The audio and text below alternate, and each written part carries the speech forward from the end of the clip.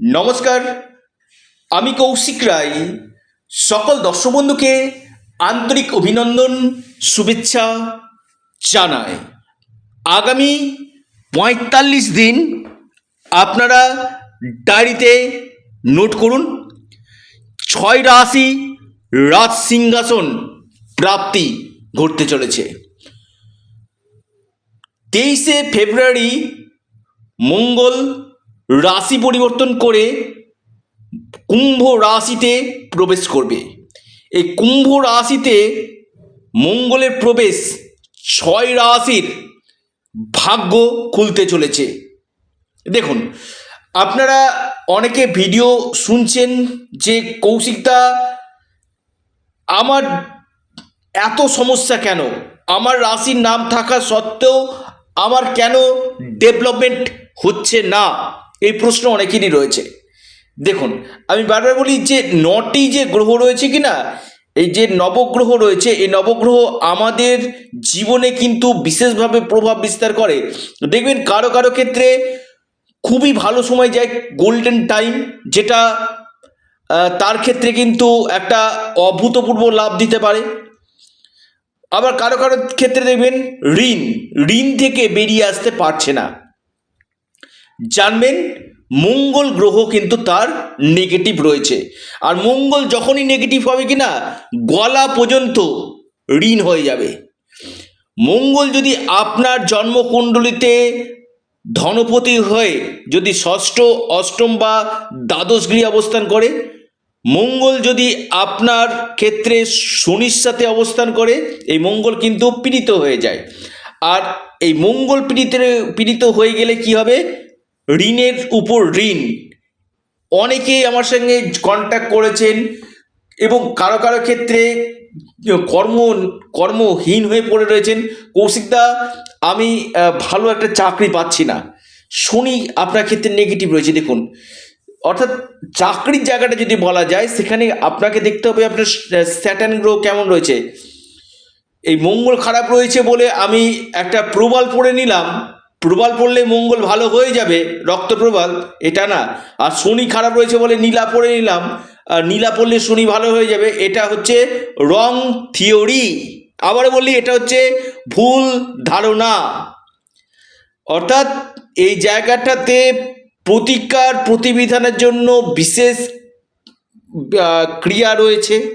অর্থাৎ যে গ্রহটা খারাপ রয়েছে তার রত্ন পরিয়ে দিলে সেটাই যে আপনার ভালো। রাহু খারাপ রয়েছে, গোমেদ পড়ে নাও। এগুলো কোনো অ্যাকচুয়ালি কোনো মানে প্র্যাকটিক্যাল দিক থেকে যদি বলা হয়, যারা চুলচেরা বিশ্লেষণ যারা করবে, জ্যোতিষের সম্বন্ধে দীর্ঘদিনের অভিজ্ঞতা যারা রয়েছে না, দীর্ঘ ২০ বছর ২২ বছরের অভিজ্ঞতা যাদের রয়েছে, তারা কিন্তু এই কাজটা করবে না। কেন করবে না? কারণ জ্যোতিষ একটা প্রপার বিজ্ঞান, এর উপর রিসার্চ করা দরকার রয়েছে। রত্নের উপর, কোন রত্ন আপনার ক্ষেত্রে শ্যুট করবে, আপনার লগ্ন অনুযায়ী বলবে, আপনার লগ্ন অনুযায়ী কোন রত্ন আপনার ক্ষেত্রে শুভ ফল দিবে। অর্থাৎ শুধুমাত্র একটা গ্রহ দেখে নির্বাচন করা উচিত নয় যে এই রত্নটা পড়লে ভালো হবে। কারণ আপনার লগ্ন অনুযায়ী রাজযোগ, মারক এবং আপনার নিউট্রাল প্ল্যানেটগুলো কোনটা রয়েছে, আপনার দশা মহাদশা কি চলছে, সেই জায়গাগুলো কিন্তু দেখা একান্তই কিন্তু দরকার রয়েছে। তো শুধুমাত্র মানে যে গ্রহটা খারাপ রয়েছে সেটা রত্ন, আমি এরকম অনেক জনকে, প্রচুর মানুষকে অনেক রত্ন খোলা করিয়েছি। কারণ অনেকে ভুল রত্ন ক্যাটসাই পরে বসে রয়েছে, মুক্তোর সাথে গোমেদ পরে রয়েছেন, বা চুনির সাথে নীলা পরে রয়েছেন, অথবা পোকরাজের সাথে পান্না পরে রয়েছেন, বা পান্নার সাথে রেড প্রবাল পরে রয়েছেন।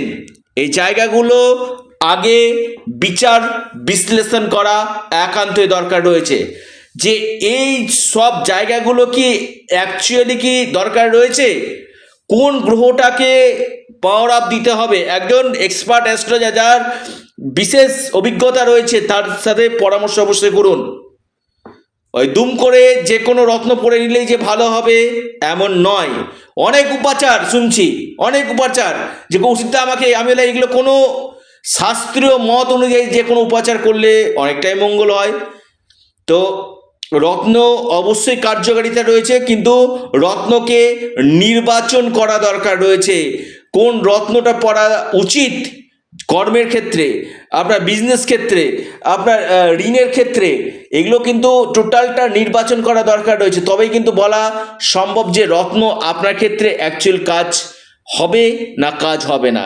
এর জন্য ব্যক্তিগত জন্মকুণ্ডলী অথবা হস্তরেখা আগে বিচার বিশ্লেষণ করুন, নিশ্চিত রূপে আপনারা কিন্তু লাভ পাবেন।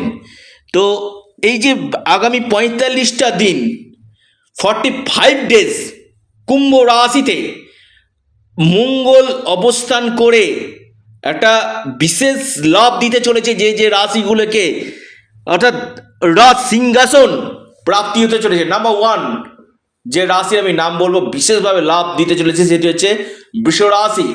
বৃষরাশির ব্যবসা, বৃষরাশির এই সময় যারা অনলাইন কাজ অথবা আপনি কোনো সেল পারচেসের সঙ্গে যুক্ত রয়েছেন, আপনি আইটি সেক্টরে যুক্ত রয়েছেন, বা আপনি কোনো ট্রাভেল ট্যুরিজম কাজের সঙ্গে যুক্ত রয়েছেন, এই সেক্টরগুলো বৃষরাশিকে নিশ্চিত রূপে বেস্ট রেজাল্ট আপনাদেরকে দিতে চলেছে। দ্বিতীয় রাশি লিখে রাখুন, দ্বিতীয় রাশি আপনার মেষ রাশি। মেষ রাশির ক্ষেত্রে কিন্তু এই মঙ্গলের গোচর আপনাদের আয় উন্নতি এবং কর্মক্ষেত্রে সফলতা আপনাদেরকে দিতে চলেছে, আর্থিক লাভ আপনাদের দিতে চলেছে মেষ রাশি। এরপর যে রাশি সিংহ রাশি। সিংহ রাশির ভাগ্য, কেরিয়ার, কর্ম এই সকল জায়গাগুলো আপনাদের ক্ষেত্রে খুব ভালো, কারণ মঙ্গল আপনাদের ক্ষেত্রে কিন্তু একটা রাজ্যকারী প্ল্যানেট। মঙ্গল আপনাদের ডেলি ইনকাম সোর্সের সঙ্গে যারা যুক্ত রয়েছেন আপনাদের ক্ষেত্রে কিন্তু বেস্ট রেজাল্ট আপনাদেরকে কিন্তু দিবে, এবং আটকে থাকা কাজগুলো এই সময় আপনাদের কিন্তু হবে। এরপর যে মহা সৌভাগ্য রাশি বিশেষভাবে লাভ পেতে চলেছে সেটি হচ্ছে আপনার তুলা রাশি। তুলা রাশি ক্ষেত্রে এই মঙ্গলের যে একটা পরিবর্তন আপনাদের অর্থনৈতিক দিকগুলো বেটার করবে, আকস্মিক অর্থপ্রাপ্তির সম্ভাবনা দেখা যাচ্ছে। এই সময়ের মধ্যে আপনাদের মান সম্মান, যশ, পদপ্রতিষ্ঠা লাভ হতে চলেছে।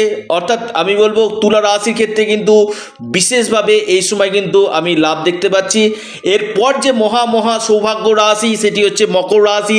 মকর রাশি কর্মক্ষেত্রে আপনাদের লাভ, আকস্মিক অর্থপ্রাপ্তি, কোনো প্রপার্টি থেকে এই সময় আপনাদের লাভ হবে, বিজনেস থেকে লাভ হবে, নতুন কর্মযোগ, ইনকাম সোর্স আপনাদের বৃদ্ধি কিন্তু করবে, আর্থিক স্থিতি আপনাদের মজবুত হতে চলেছে। এ কটি রাশির ক্ষেত্রে খুব ভালো।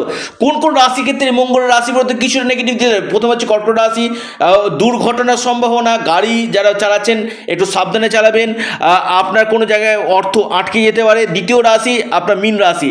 মীন রাশি ক্ষেত্রে দ্বাদশভাবে রয়েছে, অর্থাৎ সাড়ে সাথী চলছে, এই সময় কিন্তু পড়ে গিয়ে চোট আঘাত লাগার সম্ভাবনা কিন্তু রয়েছে। দূরযাত্রা থেকে এই সময় আপনারা একটু এড়িয়ে চলুন। এর পাশাপাশি আপনারা আবারও বলি, আপনাদের প্রিয় চ্যানেল ইউনিক অ্যাস্ট্রোলজি ইউটিউব চ্যানেলটিকে আপনারা সাবস্ক্রাইব করুন। ভিডিওটি ভালো লেগে থাকলে ভিডিওটিকে আপনারা লাইক করুন এবং ভিডিওটিকে প্রচুর শেয়ার করুন। সকলে সুস্থ থাকুন, ভালো থাকুন, নমস্কার, ধন্যবাদ।